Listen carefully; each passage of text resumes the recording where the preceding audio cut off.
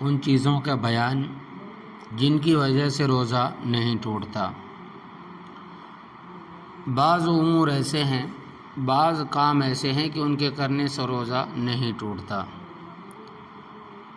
اگر شوہر بدخلق و بد زبان ہو، اگر شوہر برے اخلاق کا ہو، بری زبان کا ہو، اور نمک کے کم و بیش ہونے میں اس کی برہمی کا اندیشہ ہو، یعنی غصہ ہونے کا ڈر ہو، تو عورت کو کھانے کا نمک زبان پر رکھ کر چکھنے کی اجازت ہے۔ ایسی صورت میں نہ روزہ ٹوٹے گا اور نہ ہی روزہ مکروہ ہوگا۔ اسی طرح اگر بچہ اتنا چھوٹا ہے کہ اس کو کھانا چبا کر دینا پڑتا ہے اور وہاں روزہ دار عورت کے علاوہ کوئی دوسرا نہیں ہے، تو وہ عورت چبا کر دے سکتی ہے، اس سے روزے پر کوئی فرق نہیں پڑے گا، روزے پر کوئی زد نہیں پڑے گا۔ البتہ یہ خیال رہے کہ چبانے میں لقمہ حلق سے نیچے نہ اترے، اگر نیچے اترے گا تو روزہ ٹوٹ جائے گا۔ اسی طرح روزے کی حالت میں ناخن یا بال کاٹنا، روزے کی حالت میں ناخن یا بال کاٹنا درست ہے، روزہ مکروہ نہیں ہوتا۔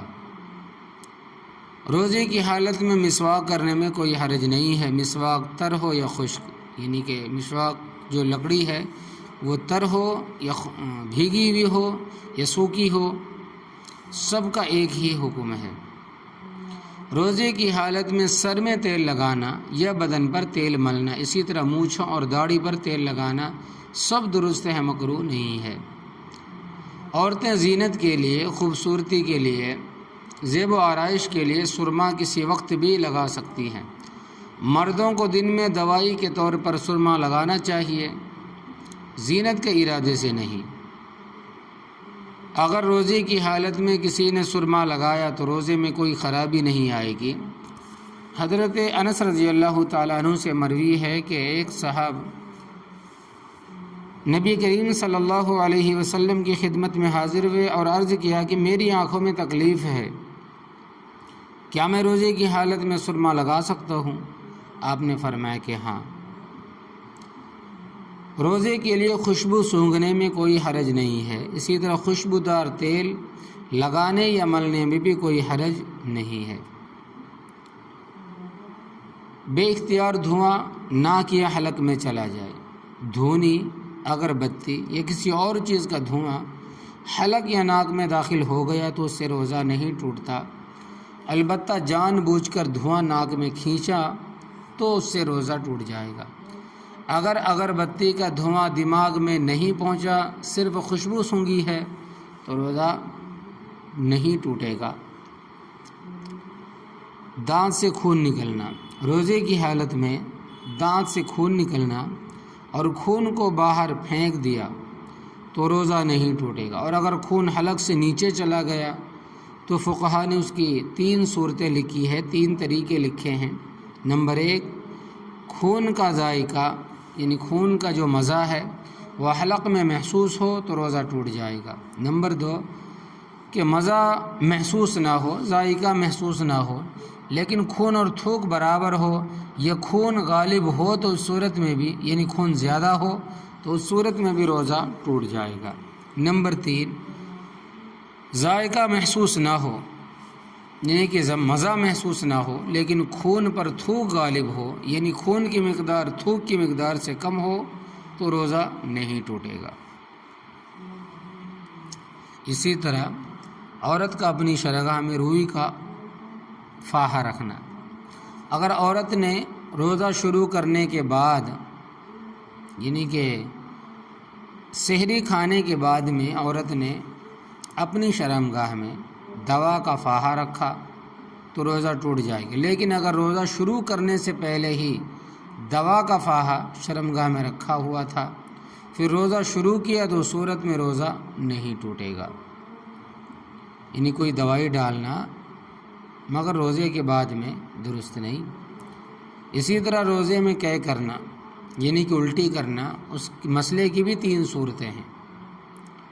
نمبر 1، بلا ارادہ از خود منہ بھر کر قے ہو گئی یا پیلا پانی آ گیا اور وہ باہر پھینک دیا تو اس سے روزہ نہیں ٹوٹتا۔ نمبر 2، جو قے از خود آئی تھی اس کو نگل لیا تو روزہ ٹوٹ جائے گا۔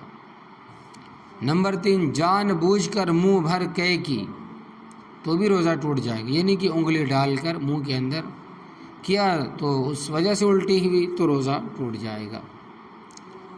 روزے میں انجیکشن اور گلوکوز چڑھانا، دوا انسان کے پیٹ یا دماغ میں پہنچ جائے تو روزہ ٹوٹ جاتا ہے۔ انجیکشن کے ذریعہ دوا معدہ یا دماغ تک نہیں پہنچتی بلکہ رگوں میں جاتی ہے، نسوں میں جاتی ہے اور اسی کے ذریعے پورے جسم میں پھیل جاتی ہے، اس لیے انجیکشن وغیرہ کی وجہ سے روزہ نہیں ٹوٹے گا۔